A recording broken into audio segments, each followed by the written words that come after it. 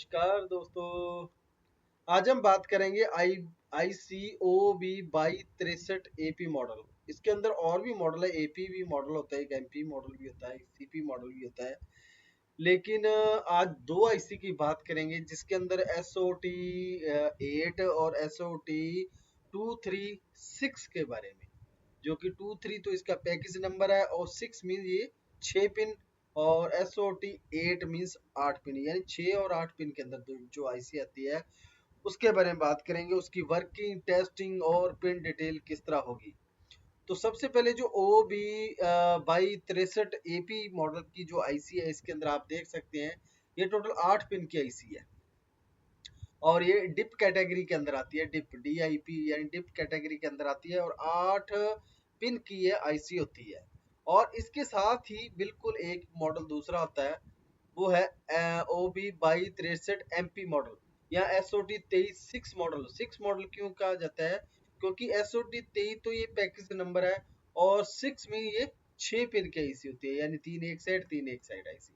लेकिन इसकी जो वर्किंग है और इसकी वर्किंग जो है, जो हमारी पहले वाली आईसी है जो डिप टाइप की जो ये आईसी है, सेम इसी की तरह उसकी वर्किंग है, लेकिन इसके अंदर 8 पिन है, उसके अंदर 6 पिन होती है।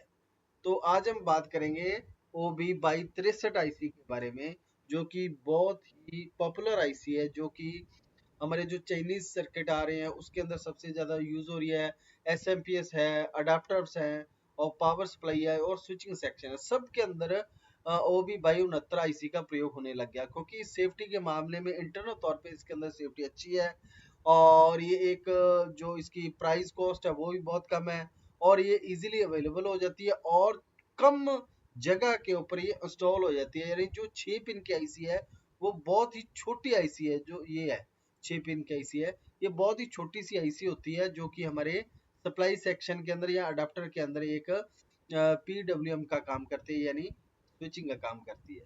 तो OB2263 आईसी के बारे में करेंगे, इसकी पिन डिटेल, वर्किंग और टेस्टिंग किस तरह होती है। तो टॉपिक शुरू करने से पहले जिन्होंने भी अभी तक हमारे चैनल को सब्सक्राइब नहीं किया है, कृपया वो चैनल को सब्सक्राइब करें। अगर आपको वीडियो अच्छी लगे लाइक, शेयर और सब्सक्राइब जरूर करें। अगर आपके पास भी कोई टॉपिक होता है, कोई आईसी है जिसके बारे में डिस्कस करना चाहते हो, तो आप मुझे कमेंट कर सकते हैं। उस आईसी का नंबर, उसकी टोटल पिन कितनी है, और मेरी पूरी कोशिश रहेगी कि उस आईसी के ऊपर टॉपिक बनाया जाए और आपसे डिस्कस किया जाए। तो टॉपिक शुरू करते हैं। OB2269। तो सबसे पहले जो हमारे पैकेज के अंदर जो हमें मार्केट के अंदर अवेलेबल होगी, वो जो SOT 6 जो मॉडल होगा वो इसी प्रकार का होगा, यानी छोटी सी एक आईसी होगी जिसके दोनों तरफ 3 पिन होगी, टोटल 6 पिन की आईसी होगी। और जो OB2269 एपी मॉडल होगा वो डिप टाइप के अंदर होगी, यानी डिप टाइप मीन 4 एक साइड पिन होगी और 4 एक साइड पिन होगी, यानी ये SOT 8 के नाम से जानी जाती है, यानी ये 8 पिन की आईसी होगी। तो फिजिकल तौर पे ये मार्केट के अंदर आपको इसी तरह से ही मिलेगी। अब बात करेंगे सबसे पहले इनकी पिन डिटेल के बारे में, कौन कौन सी पिन क्या क्या काम करती है, कौन कौन सी पिन होती है। 1 नंबर 2 नंबर वो बाद की बात है, लेकिन जो इस आईसी की दोनों मैं पिन बता देता हूँ कौन कौन सी होगी। जो एक तो जिसके ऊपर P मेंशन किया जाएगा वो होगी GND की पिन, और एक के पिन के ऊपर FB लिखा होता है वो होती है इसकी फीडबैक की पिन। एक पिन के ऊपर RI लिखा होगा, यानी वो रजिस्टर इनपुट की पिन होती है, यानी उसके ऊपर एक रजिस्टर लगा के PWM की फ्रिक्वेंसी को कंट्रोल किया जाता है। और एक होगी करंट सेंस की पिन, SCNC सेंस की पिन, और एक होगी VDD जिसके ऊपर पॉजिटिव सप्लाई दी जाएगी।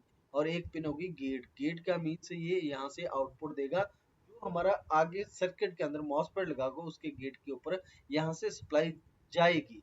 तो ये हमारी आउटपुट पिन है, इसलिए इसको गेट की पिन बोला जाता है। तो अब बात करते हैं जो सर्किट के ऊपर और आईसी के ऊपर किस तरह पिन मेंशन की जाती है। तो ये देख सकते हैं ये SOT 23 मॉडल, यानी जो कि 6 पिन की आईसी है। और दूसरी आईसी जो हमारी है वो है डिप या SOP 8, यानी 8 का मीन्स ये 1 2 3 4 5 6 7 8, ये 8 पिन की आईसी है। तो इन आईसी के बारे में करेंगे, इसकी पिन के हिसाब से कौन कौन सी पिन होती है। सबसे पहले SOT 23 आईसी जो होती है उसकी पिन नंबर 1 जो होती है, जिस साइड ये डॉट लगा था वो पिन नंबर 1 होती है।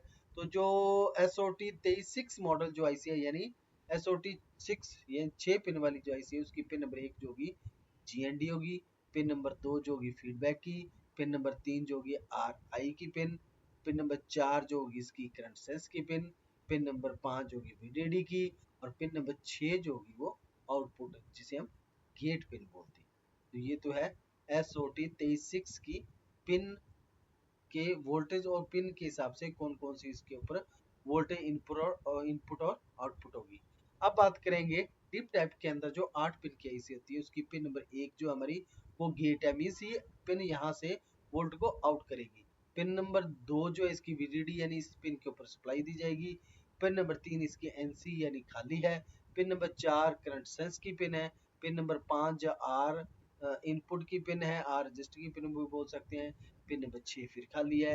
पिन नंबर जो 7 है इसकी वो है फीडबैक की पिन, और पिन नंबर 8 जो है GND यानी नेगेटिव सप्लाई या ग्राउंड सप्लाई की पिन। यानी इसके अंदर और इसके अंदर कोई ज्यादा अंतर नहीं है, सिर्फ पिन डिटेल का तो फर्क है।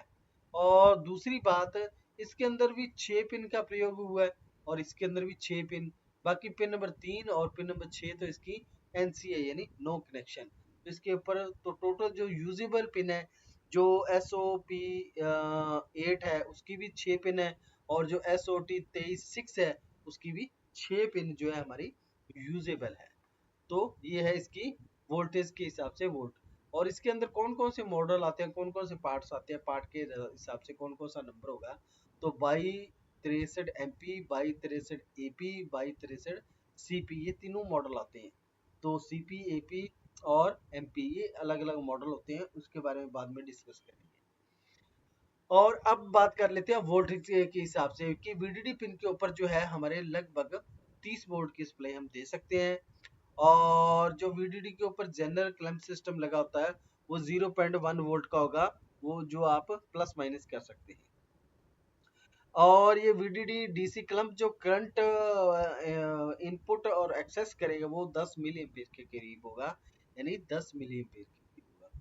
और जो फीडबैक का जो इनपुट वोल्ट होगा वो 0.3 वोल्ट से लेकर 7 वोल्ट के करीब जो फीडबैक पिन है हमारी उसका इनपुट वोल्ट होगा। और करंट सेंस का जो वोल्टेज रहेगा वो 0.3 वोल्ट से लेकर 7 वोल्ट तक हमारा जो करंट सेंस का जो इनपुट वोल्ट रहेगा। और अब RI जो हमारी पिन होती है जिसके ऊपर एक रजिस्टर लगाई जाती है, वो भी 0.3 वोल्ट से लेकर 7 वोल्ट तक की उसके ऊपर मैक्सिमम सप्लाई रहेगी। और जो इसका ऑपरेटिंग जंक्शन है जिसके हिसाब से ये आउटपुट निकालती है, और उस जंक्शन का टेम्परेचर कैपेसिटी कितनी कितनी है। तो जो इसका ऑपरेटिंग जंक्शन यानी जब ये आउटपुट से वोल्ट आउटपुट करेगी, क्योंकि इसके अंदर इंटरनल तौर पे 2 मॉसफेट लगे हैं, तो जब वो मॉसफेट जंक्शन तौर पे आउटपुट देंगे तो ये ऐसी गर्म होगी। तो वो गर्म होने के बाद ये टेम्परेचर कैपेसिटी कितनी तक गर्म हो सकती है, तो ये जो हमारी मैक्सिमम है 20 डिग्री से लेकर 150 डिग्री तक, -20 डिग्री से 150 डिग्री प्लस तक ये काम करती रहेगी। और ये मिनिमम और मैक्सिमम जो है -55 टू 160 डिग्री तक ये ऐसी काम करती रहेगी। और जो इसके ऊपर जो हाईएस्ट वोल्ट क्लम्पिंग वोल्ट या नॉर्मल वैल्यू वोल्ट है वो 34 वोल्ट तक लास्ट दे सकते हैं, इससे ज़्यादा नहीं। लेकिन मेरे हिसाब से इसको रेकमेंड करता हूँ मैं, वो 24 वोल्ट से लेकर 25 वोल्ट तक आप इसे इनपुट वोल्ट दे सकते हैं। तो ये तो है इसी की इसकी पिन डिटेल के हिसाब से वोल्टेज। अब बात करेंगे थोड़ा सा इंटरनल सर्किट के अंदर क्या कुछ लगाया गया है। तो जो ये हमारी आईसी है इसके अंदर काफी फीचर, इसीलिए इस आईसी को सबसे ज्यादा यूज किया जाता है क्योंकि इसके अंदर इंटरनल तौर पर फीचर बहुत ज्यादा है। तो सबसे पहले तो इसके अंदर UVLO यानी under volt lookout system internal तौर के अंदर आईसी के अंदर बनाया गया है कि जब भी वोल्ट ओवर हो तो उसे वो देख कर वोल्ट को कंट्रोल कर सके या आउटपुट को बंद कर सके। और एक इसके अंदर रेगुलेटर सिस्टम भी लगा हुआ है, प्लस इसके अंदर वोल्ट करंट रेफरेंस सिस्टम यही RI सिस्टम भी इसके अंदर इंटरनल लगा हुआ है। और सॉफ्ट ड्राइवर सिस्टम इसके अंदर बना हुआ है जिससे ये दो मॉसफेट ऑन ऑफ की स्विचिंग करके गेट पिन के द्वारा हमें आउटपुट प्रदान करते हैं। तो इनकी जो स्विचिंग होगी काफी फास्ट होगी, लेकिन इसके अंदर बस थोड़ा सा यही है कि जब ये फीडबैक को एक्सेस करके इनपुट के रूप में लेती है, लेकिन अगर वो थोड़ा सा डिले हो जाए तो ये आईसी बर्न हो जाती है। लेकिन 97% ये आईसी खराब कम होती है, यानी इसको कंट्रोल करने की पावर बहुत ही बेस्ट मानी जाती है। यानी इनपुट सप्लाई जब भी इसको फीडबैक के तौर पे जब भी इसको कंट्रोलिंग वोल्ट या फीडबैक वोल्ट मिलेंगे, उसी के आधार पे ये आउटपुट देगी। तो इसके अंदर दो जेनर सिस्टम लगे होते हैं, एक तो ये लगा हुआ जेनर और एक ये वीडीडी क्लम्प सिस्टम के ऊपर जेनर लगाया गया ताकि वोल्ट को कंट्रोल किया जा सके। और इसके अंदर और एल ई बी सिस्टम भी लगा हुआ है और ओ सी एल लाइन भी इसके अंदर लगी हुई है और कंप्रेशन सिस्टम और पी डब्ल्यू एम सिस्टम भी इसके अंदर इंटरनल तौर पे काम करता है, जो कि फीडबैक के माध्यम से काम में लिया जाता है। ओवर वोल्ट जो लोड प्रोटेक्शन है, ओवरलोड प्रोटेक्शन जो है वो इसके अंदर इंटरनल तौर पे बनाई गई है। इसके अंदर काफी फीचर है, इस आईसी के अंदर एक छोटी सी आईसी के अंदर काफी तरह के फीचर दिए गए हैं। सेफ्टी के मामले में ये अच्छी है, फ्रीक्वेंसी के तौर पे हाई फ्रीक्वेंसी पास आउट करती है, क्विक यानी जल्दी से जल्दी ये फ्रीक्वेंसी पास आउट करती रहती है। अब बात करेंगे इस आईसी के द्वारा किस तरह सर्किट के अंदर इसको यूज किया जाता है। तो ये हमारी ओबी बाई 63 आईसी है। इसकी जो पिन है आर आई की पिन है, उसको एक रजिस्टर लगा के ग्राउंड कर दिया जाता है। फीडबैक की जो पिन है वो मैंने पहले ही बताया कि जो हमारी ऑप्टो कपलर आईसी होती है उसके साथ इस फीडबैक पिन को जोड़ा जाता है। लेकिन जो ऑप्टो कपलर आईसी है उसको इनपुट यानी सेंस करवाने के लिए जो हमारा एसएम ट्रांसफार्मर होता है, इससे जो हमारा आउटपुट मिलता है डीसी के रूप में, इस डीसी के अंदर कोई भी शॉर्ट सर्किट ओवर वोल्ट या कोई भी दिक्कत आती है, तब ये हमारी ऑप्टो कपलर आईसी काम करती है और फीडबैक सिग्नल हमारा प्रोवाइड करवाती है किस पे, जो हमारी ओबी 2269 आईसी है फीडबैक वाली पिन, उसके साथ ही इसको ऑप्टो कपलर आईसी या ओबी 431 आईसी को जोड़ा जाता है।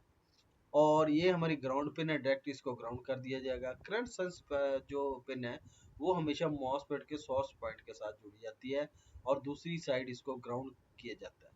ये करंट को सेंस करती है कि ये मॉसफेट कितना करंट पास आउट कर रहा है एसएम ट्रांसफार्मर के लिए। और ये हमारी गेट जो है ये हमारी आउटपुट पिन है, इससे वोल्ट जो एक मॉसफेट लगाया जाता है उसके गेट पे सिग्नल दिया जाता है। और मॉसफेट के जब भी ये गेट के ऊपर सिग्नल मिलेगा तो ये मॉसफेट ऑन होकर शॉर्ट ड्रेन से स्विचिंग आउट करके जो हमारा ये एसएम ट्रांसफार्मर होता है इसको ऑन करेगा। तो इस एसएम ट्रांसफार्मर के ऊपर एक साइड के ऊपर यहाँ पे ये यहाँ से पॉजिटिव सप्लाई दी जाती है और इस पिन के ऊपर स्विचिंग दी जाती है हाई लो की, इससे ये ट्रांसफार्मर ऑन होके हमारा सेकेंडरी वाइंडिंग में वोल्ट पास आउट करता है।